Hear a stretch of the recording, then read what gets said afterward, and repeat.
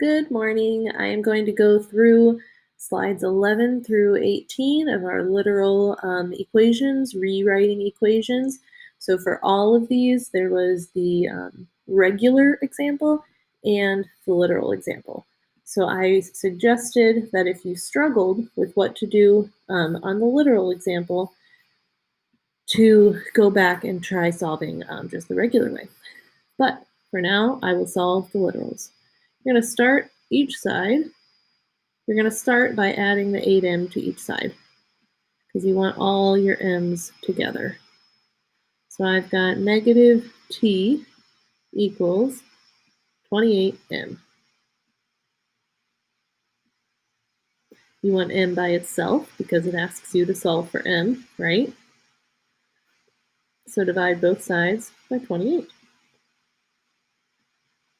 The nice thing about literal equations is you can just leave it in that form.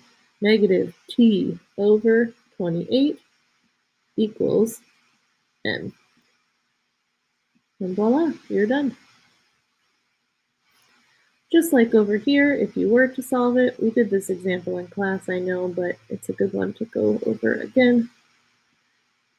You would get negative 7 equals 28m. And you would do the same thing. You want m by itself, so you're going to divide by 28. Divide by 28. Only here you could actually do some division. So I believe you get negative 1/4. Once you simplify that, equals m. Same. All right, looking at the next page. Solving for p. Over here, we'd multiply by 3 to get that by itself. So you'd multiply both sides by 3.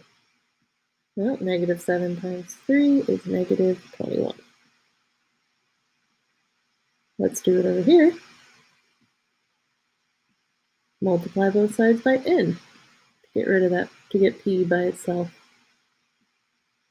When you have two variables that you need to multiply, you can write it like this with parentheses, but you can also just write them right next to each other, n, b.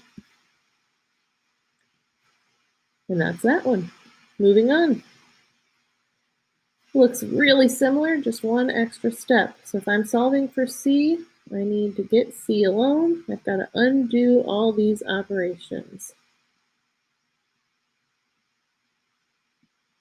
10 minus c equals 88. Let's go ahead and do that on this side. It's still times 8. Get rid of it here. Multiply it here. Instead of 10 minus c, I've got x minus c equals 8b.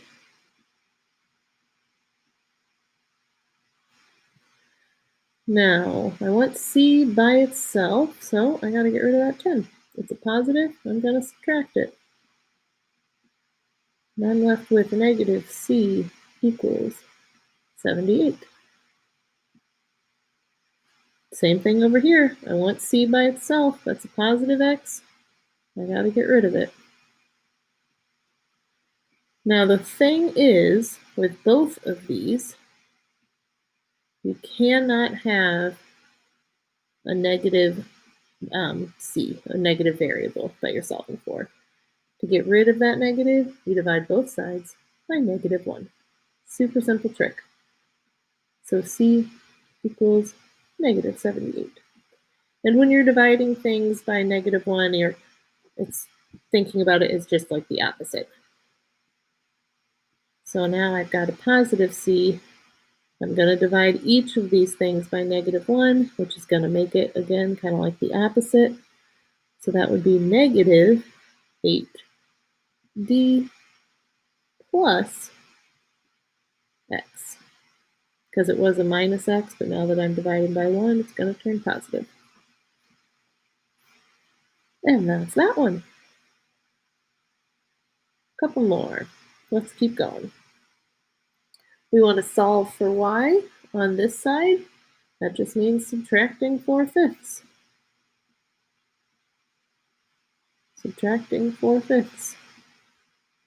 You can leave it as a fraction, totally fine with me. Y equals 12 minus 4/5, which you guys can figure out is 11 and 1/5, but again, I said you could leave it as a fraction for now, that's fine. Because remember, in literal equations, you can't even do the math, right? It's all variables. There's nothing for you to actually even solve. It's just the process. So this cancels out. Whatever you do to one side, you have to do to the other. Y equals m minus b over a. Excuse me. Let's keep going. All right, again, solving for y. I know, I gotta get rid of that 4. Minus 4, minus 4. So on this side, that means getting rid of that x. Minus x. Minus x. Over here, I'm left with negative 2y equals 6. To get y by itself, I'm going to divide by negative 2, always doing that inverse operation. Y equals negative 3. Over here, let's follow the exact same steps. I'm at negative y equals 10 minus x. Divide them each by negative 2. And you can do this two ways. You can draw a whole line, or you can kind of draw one under each one. But you're going to be dividing it all by negative 2. So y would equal negative 5, because you can do 10 divided by negative 2, minus x over negative 2. You can just leave it like that.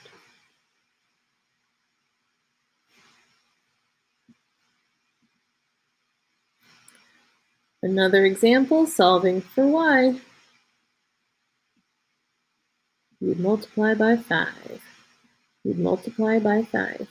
The more you practice it, the better you get at it. 4 plus y equals 100. It's a positive 4, so just subtract it. No multiplying, no dividing, no nothing. Easy peasy. Y equals 96. Same thing over here. Let's multiply by a. Multiply by a. L plus y equals Ka. Leica. Pretty sure there's a band called that. Subtract your L. Y equals K A minus L. 2 more. Solve for x. Multiply by 3. Look at that. Multiply by 3 over here.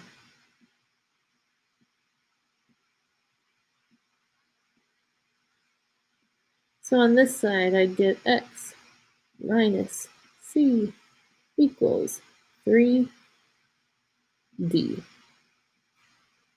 X minus 8 equals 36. Add 8. Add 8. X equals 44. Add C. Add C. X equals 3D plus C. It's very repetitive, same patterns over and over and over again, no matter what. All right, solve for W. Like terms, I need to combine those. -5 plus 3 would be -2. W equals 8. Same thing, -2. W equals 8F. Oh, divide it by -2. Divide it by -2. Divide it by -2. Divide it by -2. Anyone else kind of sing to themselves to make your work go faster? W equals, -4 on this side. W equals -4F. And that's it. You did it. I hope you're really seeing how it's exactly the same, whether it's regular or literal. That's what algebra is. It's just moving those pieces around to make it fit. Have a good day.